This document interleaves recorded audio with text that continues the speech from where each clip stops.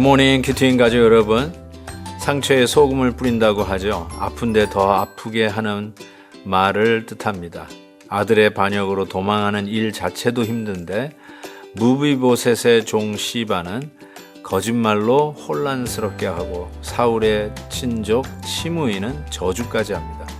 다윗도 우리 주님도 이런 고난에 고난이 더해지는 시간을 감내해 내셨습니다.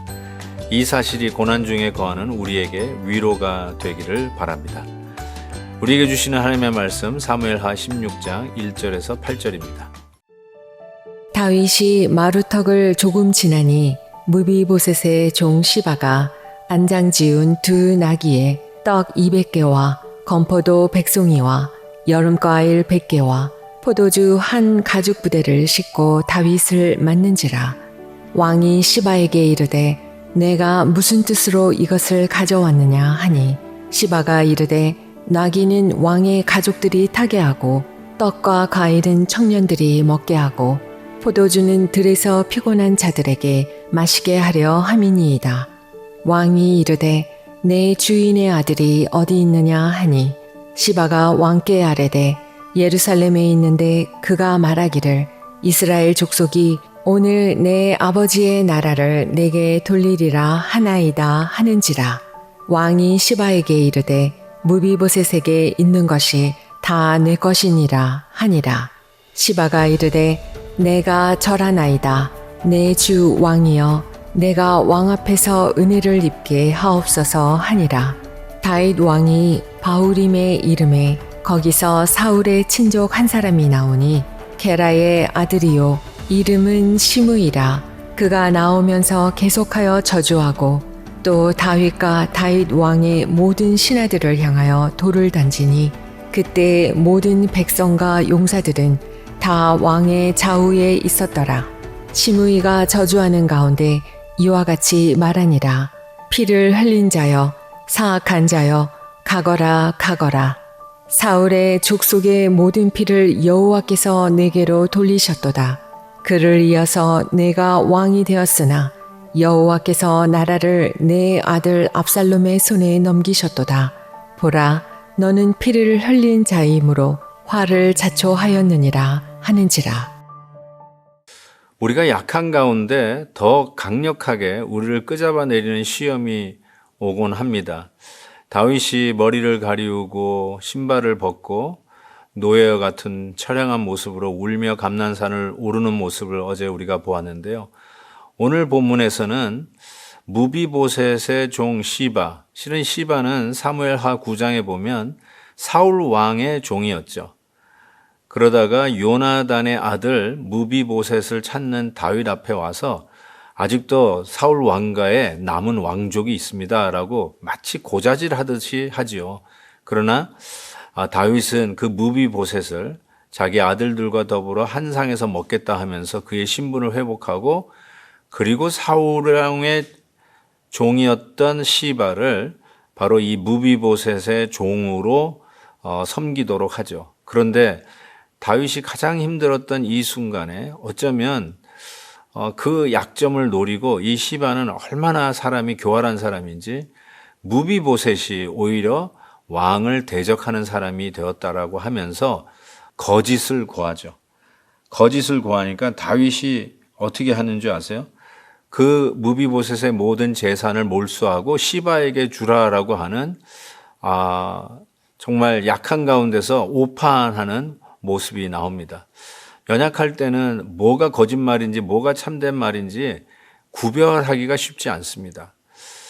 리더가 연약한 가운데 특별히 감정적으로 연약해지고 모든 것이 열세 있는 가운데서는 뭐든지 붙들려고 할 거예요. 그러는 가운데 무비보셋의 종 시바의 고자질은 정말로 해도 너무한다 그러면서 내가 거두었던 요나단의 아들 무비보셋까지 나를 배신하는가? 하기사 자기 아들 압살롬도 자기를 반역하는데 요나단의 아들이야 아마 그러지 않았을까 싶어요. 그래서 그 모든 재산을 몰수하고 시바에게 주겠다라고 하는 이런 잘못된 판단을 하는 것을 보게 됩니다. 저는 이 말씀을 묵상하면서 자꾸 골고다를 향하여 걸어가고 계시는 예수님의 모습이 떠오릅니다. 예수님이야말로 자기의 모든 영광, 만왕의 왕이시면서도 자기의 영광을 내려놓고 그리고 우리를 넉넉히 살리시고도 남는 구원자임에도 불구하고 저 골고다를 오르는 주님의 발걸음은 맨발이었습니다. 애통하는 자는 복이 있나니 저희가 위로를 얻을 것이며 하고 산상설교에서 하셨던 그 주님께서 진정 애통하는 자의 모습으로 골고다 산을 올라가고 계시는 것을 또한 우리는 상상합니다. 어찌면 다윗이 지금 감난산에 오르고 있는 모습하고 얼마나 십자가를 향해 오르고 있는 예수님의 모습이 흡사한지 모르겠습니다. 분명한 것은 바로 이와 같은 고난 속에서 우리 주님은 우리에게 진정한 친구 되어서 찾아오시는 것을 보게 됩니다. 마치 고난 가운데 하나님의 후세를 다윗에게 붙여주셨듯이 우리의 고난과 어렵고 힘든 가운데 진정한 친구 되시는 예수님께서 우리의 참된 중보자로 우리의 옆과 우리의 전후 좌우를 지키시는 보호자 되신다는 것을 다시 한번 깨닫게 됩니다.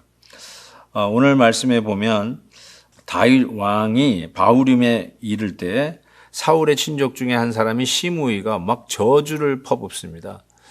이때 다윗이 복수의 칼을 뽑지 아니하고 그냥 두라라고 얘기합니다. 그런데도 쫓아오면서 돌을 던지는 이 시므의 모습을 보면서 하나님께서 저를 나에게 붙여서 나의 죄를 깨닫게 하시는 거라고 겸손히 고백하게 됩니다. 저는 이 다윗 왕의 심정을 알 것 같습니다. 아무리 자기가 이 정도 괄세를 받을 정도로 잘못한 것이 없다라고 생각할지라도 자기를 향하여 욕하고 저주하는 사람들을 보면서 하나님이 저 사람을 나에게 붙여서 나를 겸손하게 하신다라고 생각하는 이 다윗의 모습을 보면서 어쩌면 오늘도 우리의 화를 돋구고 나의 어떤 중심을 이해하지 못하고 수많은 거짓말로 뒤집어 씌워가지고 악마화하고 내가 하고자 하는 일들을 꺾고 오히려 순전히 거짓말을 정당화하려고 하는 이런 악한 괴계들이 있지 않습니까? 그때 다윗의 심정은 그것을 하나님께서 나를 하여금 겸손히 하려고 하시는 하나님이 붙이신 사람이다 라고 생각하면서 그 모멸감을 이겨가는 모습을 봅니다. 때로는 혈기에 자기가 칼을 뽑아들고 내가 정리하겠다고 한 적이 있지만 그것이 결단코 성공적이지 않았던 것을 경험한 다윗의 입장에서 하나님이 지금 나를 낮추실 만큼 낮춘 그 상황 속에서 시므이와 같은 저주하는 사람이 등장했을 때 하나님이 나를 겸손케 하시는 것이다 라고 인정하고 가는 모습이야말로 당신이 지은 죄가 아닌 바로 우리의 죄 때문에 골고다 언덕을 오르시고 계시는 우리 주님을 바라다 보게 됩니다. 그렇지만 그 주님을 인정하고 그 주님께서 나를 위해서 십자가 지신 것을 받아들일 때 우리 주님은 진정한 친구로 우리에게 찾아오시고 우리 주님께서 우리의 모든 아픔 속에 새로운 길을 여시면서 인도하시는 구원을 체험하리라고 분명히 믿습니다. 억울하신 우리 큐티인 가족 여러분, 답답해서 어쩔 줄 모르는 우리 큐티인 가족 여러분, 힘내십시다. 우리 예수님을 바라다 보십시다. 나의 죄를 지고 골고다를 향하여 오르고 계시는 예수님의 뒷모습을 보면서 힘내요. 우리도 주님의 말씀에 순종하고 내가 복수하는 것이 아니라 하나님이 정리해 주실 것을 믿고 저들의 괴계를 우리 하나님이 무찌르시고 저들의 모략을 어리석게 하시면서 결국은 하나님의 뜻이 이루어지는 귀한 은혜가 있기를 주의 이름으로 축복합니다. 하나님 아버지 감사합니다. 때로는 정말 후세와 같이 좋은 친구, 그러나 때로는 이 무비보셋의 종 시바나 혹은 시므이와 같은 사람을 만나 당황스럽고 어렵고 기가 막히고 답답할 때도 있지만 결국 이 모든 일에 우리 주님이 계시는 것을 분명히 믿습니다. 주님의 신실하심을 믿고 나의 영적 인테그리티를 무너뜨리지 아니하고 온전히 말씀 가운데 주님 쫓아가는 제자로서의 삶을 지켜가는 저희들이 되게 하여 주옵소서. 예수님의 이름으로 기도하옵나이다. 아멘. 내일 또 뵙겠습니다. 오늘도 김한유 목사님의 아침 영상 메시지를 시청해 주셔서 감사합니다. 큐티인 교재는 www.qtin.org에서 구매 가능하며 자세한 사항은 큐티인 홈페이지를 참고해 주시기 바랍니다.